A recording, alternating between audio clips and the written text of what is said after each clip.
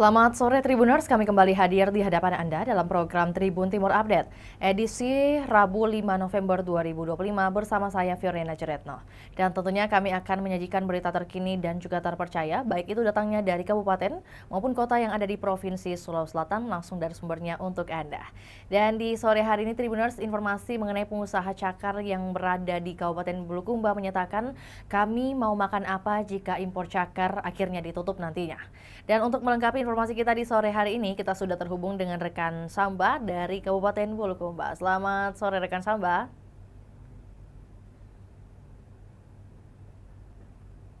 Dan selamat sore pemirsa Tribuners dimanapun Anda berada. Ya, baik. Kita ingin juga langsung mendengar informasi dari rekan Samba bagaimana kemudian hasil peliputan Anda, seperti apa suasana di lokasi penjualan pakaian bekas atau juga thrifting yang ada di Kabupaten Bulukumba yang berhasil Anda datangi. Baik, jadi pengunjung dari konsumen atau pengguna cakar di Kabupaten Bulukumba masih sama dengan hari-hari sebelumnya, sebelum ada pengumuman atau penyampaian pemerintah pusat atau Menteri Keuangan yang akan memberhentikan atau menutup pakaian bekas, penjualan pakaian bekas yang masuk di wilayah Nusantara yaitu Indonesia, termasuk di Kabupaten Bulukumba. Hingga hari ini, hingga sore hari ini masih masyarakat terus berdatangan atau berbondong-bondong mencari pakaian bekas ini di sejumlah titik yang ada di Kabupaten Bulukumba, Mbak Gio. Baik, dan dapat disampaikan untuk lokasi dari perdagangan barang-barang bekas atau thrifting ini, cakar ini, itu ada di lokasi atau titik-titik mana saja kalau yang ada di Bulukumba? Ya, di pas cakar yang ada di Kabupaten Bulukumba ini tersebar di beberapa tempat. Namun yang paling banyak kita jumpai warga yang memperjualbelikan pakaian bekas ini berada di wilayah Kecamatan Jubulu atau ibu kota Kabupaten Bulukumba, Sulawesi Selatan. Di dalam Kecamatan Ujung Bulu ini ada beberapa titik yang kami lihat hampir tiap hari beroperasi, kecuali yang ada di lantai 1 Masjid Islami Center yang pusat penjualan pakaian cakar ini yang hampir tiap hari kami jumpai berada di wilayah Jalan Dato Tiro atau Jalan Poros Bulukumba Bira, di mana di sepanjang jalan itu kita sangat mudah menjumpai atau melihat langsung pakaian-pakaian bekas yang dipajang secara terbuka maupun tertutup. Dan yang paling terbesar itu selain di Jalan Dato Tiro berada di lantai 1 Masjid Islami Center, Jalan Sultan Hasanuddin atau Jalan Poros Bulukumba Bantaeng.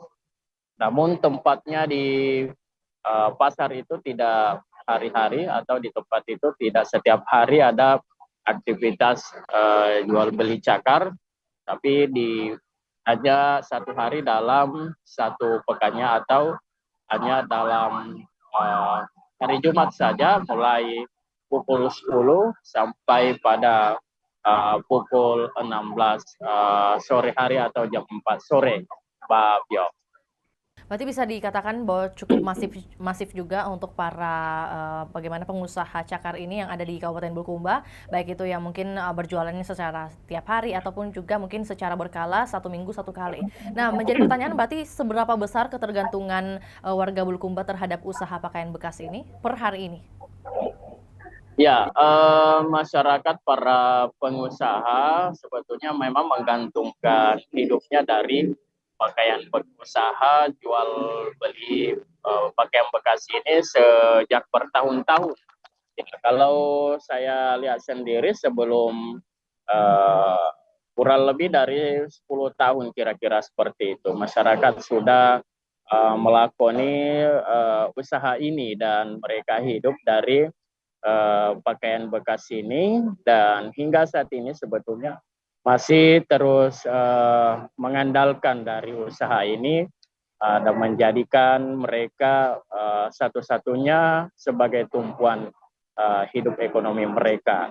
Dan sementara masyarakat pengguna atau konsumen dari pakaian bekas ini juga merasa sangat terbantu karena apalagi di tengah kondisi ekonomi yang perekonomian saat ini sedang melemah atau menurun, dengan adanya pakaian bekas ini mereka merasa terbantu karena meskipun mereka hanya memiliki uang di bawah 100.000, itu sudah memiliki pakaian yang masih layak dipakai di setiap harinya seperti itu Mbak Vio.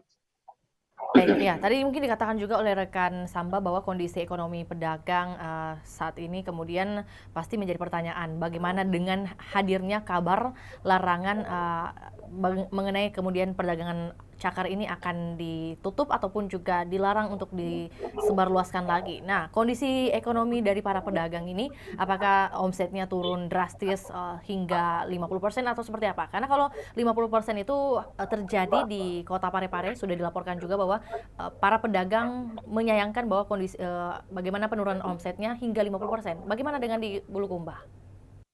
Ya, sampai hari ini, sampai sore ini sebetulnya belum ada penurunan omset, meskipun mereka sebetulnya telah pesimis dengan pemberitahuan itu bahwa larangan nantinya akan ditutup. Dan sampai saat ini pengunjung mereka masih tetap ramai dan banyak juga para konsumen yang tidak mengetahui jika akan ditutup.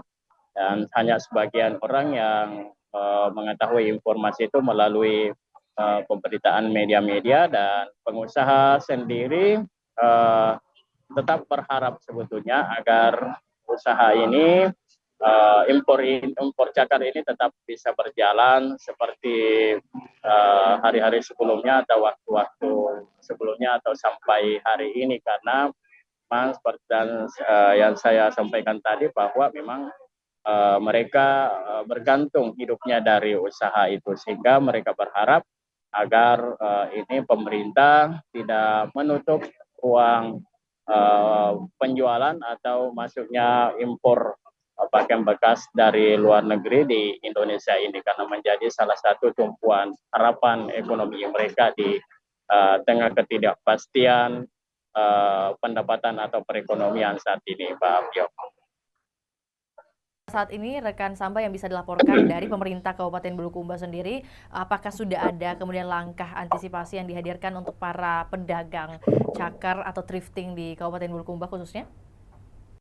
Ya, sampai hari ini belum ada langkah-langkah dari pemerintah karena masih menunggu kebijakan ini finalisasinya seperti apa nantinya, dan mereka tampaknya masih tetap memberikan ruang kepada mereka untuk melakoni atau menjalankan usaha ini. Dan kita lihat di beberapa tempat di Kabupaten Bulukumba sebagai pusat dari penjualan cakar, masyarakat masih berbondong-bondong ramai untuk konsumsi atau menggunakan pakaian bekas ini, Mbak Vio. Jadi sampai hari ini pemerintah di Kabupaten Bulukumba belum menyiapkan solusi nantinya jika memang usaha pakaian impor ini kemudian nantinya ditutup, karena masih menunggu hasil dari kebijakan ini pada akhirnya nantinya, seperti itu. Baik, berarti kembali kepada para pedagang seperti yang kami tampilkan di layar kaca Tribuners saat ini, bagaimana tentunya masih banyak produk-produk atau juga brand-brand yang hadir di sebuah toko ataupun juga mungkin sebuah etalase yang diperdagangkan di Kabupaten Bulukumba. Solusinya seperti apa? Apakah kemudian menurunkan harga lagi atau mungkin ada solusi lain dari para pedagang?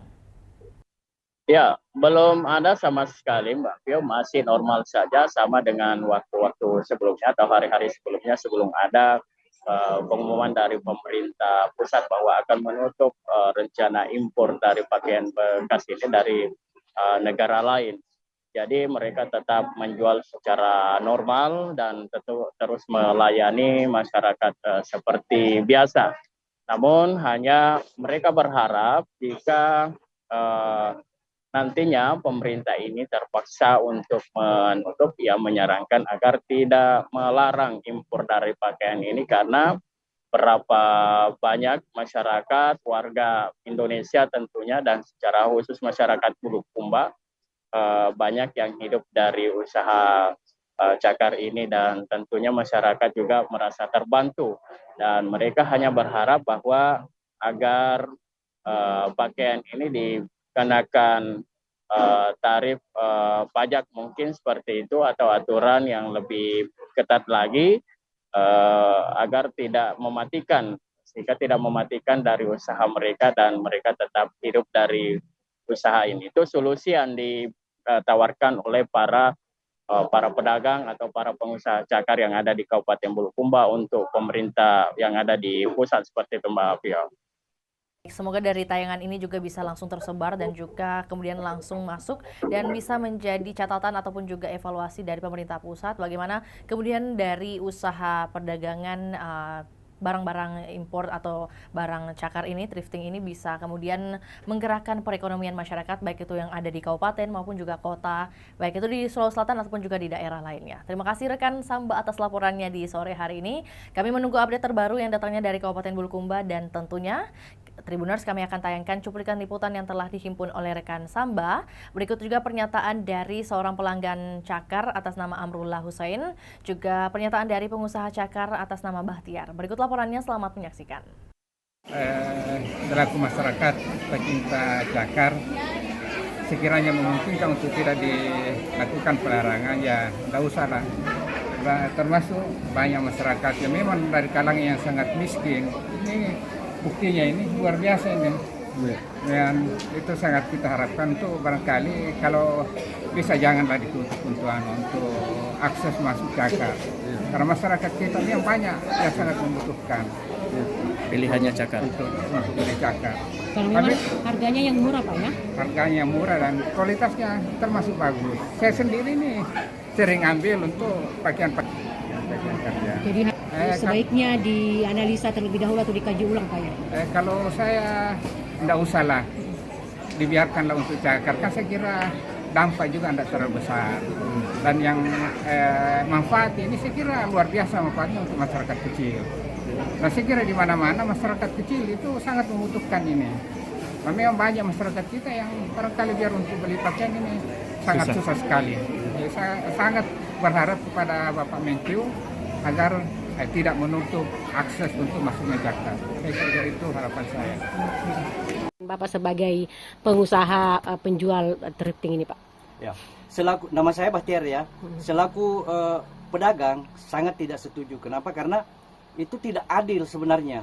Cakar di Sulawesi Selatan orang cakar sebut cakar, kalau di luar itu bal-balan, kalau di tempat lain mungkin namanya erbi atau rombengan. Itu adalah kebutuhan. Dan ini tidak hanya berlaku 10-2 tahun, tapi ini sudah puluhan tahun seperti ini.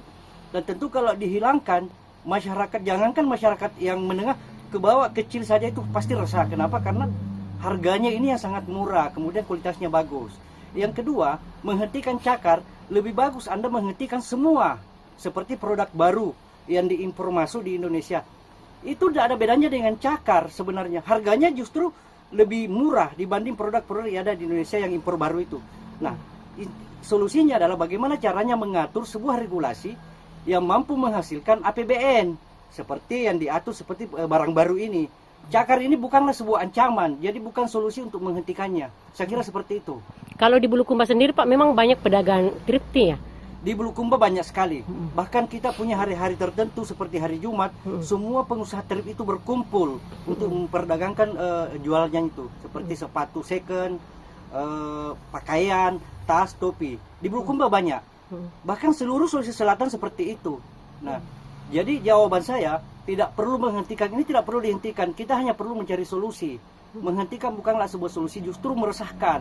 Statement yang dibuat untuk menghentikan ini justru memicu keresahan baik pedagang maupun pengguna atau pencinta trip.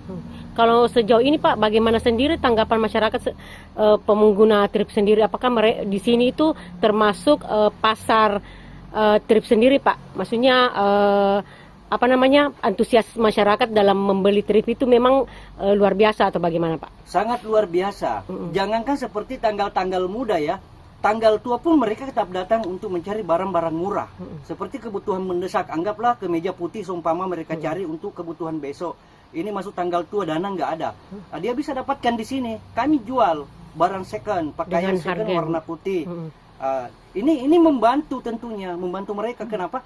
Kalau seumpama ekonominya lagi susah ekonominya, kemudian dia butuh barang itu, tentu dia tidak mampu belanja. Nah, kalau ada trip, tentu ini menjadi solusi. Makanya saya selalu katakan bahwa menghentikan trip itu bukan solusi. Solusinya adalah mengatur regulasi untuk menghasilkan pendapatan baik APBN bahkan APBD. Kalau yang paling murah di sini pakaian Pak, harganya berapa? 10.000, 5.000 bahkan ada. Bahkan kita jual harga 3.000 dan itu sudah kita laundry, udah bersih. Kalau sepatunya sendiri yang paling murah berapa? Sepatunya kita kalau di sini saya mulai dari harga 50.000 sampai 600 ke atas.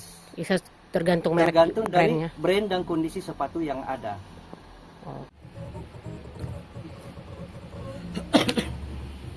Bagus sampaikan itu. Kemarin ini bukan solusi. Solusinya adalah bagaimana caranya kita menghasilkan barang cakar itu sebenarnya kan orang kalau kita cakar cap karung, kalau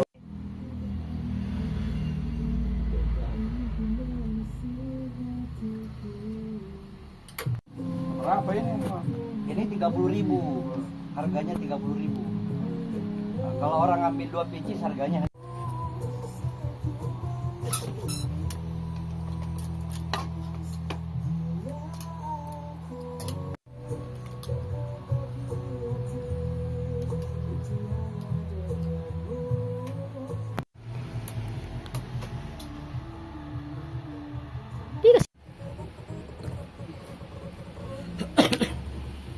bagus sampaikan itu. Kemarin ini bukan solusi. Solusinya adalah bagaimana caranya kita menghasilkan barang cakar itu sebenarnya kan orang kalau kita cakar cap karung, kalau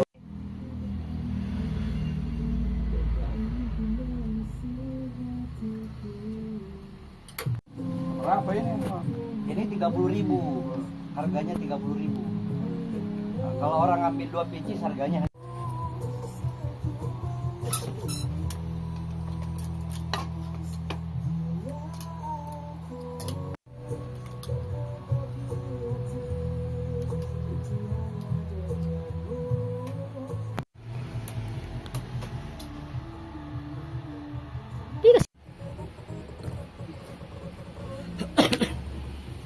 bagus sampaikan itu. Kemarin ini bukan solusi. Solusinya adalah bagaimana caranya kita menghasilkan barang cakar itu sebenarnya kan orang kalau kita cakar cap karung, kalau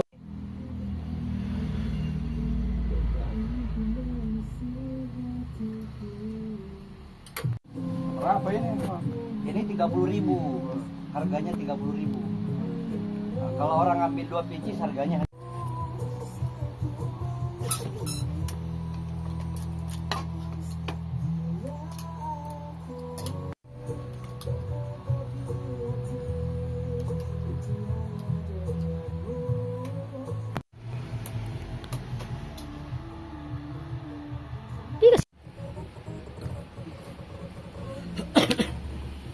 bagus sampaikan itu. Kemarin ini bukan solusi. Solusinya adalah bagaimana caranya kita menghasilkan barang cakar itu sebenarnya kan orang kalau kita cakar cap karung, kalau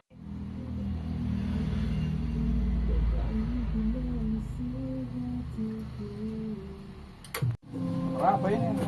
ini 30.000, harganya 30.000. Nah, kalau orang ambil Baik, Tribuners ikuti terus perkembangan berita terbaru dari Provinsi Sulawesi Selatan hanya di kanal YouTube juga Facebook Tribun Timur.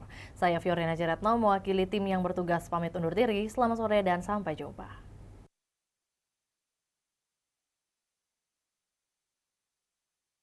Jelang Hari Sumpah Pemuda, PLN hadir dengan program sambungan listrik gratis Light Up the Dream 2025. Program yang menghadirkan sambungan listrik bagi 41 keluarga penerima manfaat yang tersebar di 5 wilayah, yakni Makassar, Goa, Palu, Kendari, dan Manado.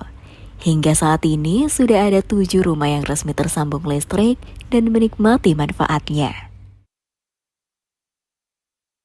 Serikandi PLN WIPA Sulawesi dukung UMK Poklas Harmandara Food dalam memproduksi abon ikan marlin dan aneka olahan ikan lokal lainnya. Lebih dari sekedar tempat mencari penghasilan, kelompok ini menjadi ruang aman untuk bernaung, belajar, dan tumbuh bersama bagi para ibu yang terus berjuang demi masa depan anak mereka. PLN percaya bahwa setiap perempuan berhak untuk tumbuh, berdaya, dan berkarya.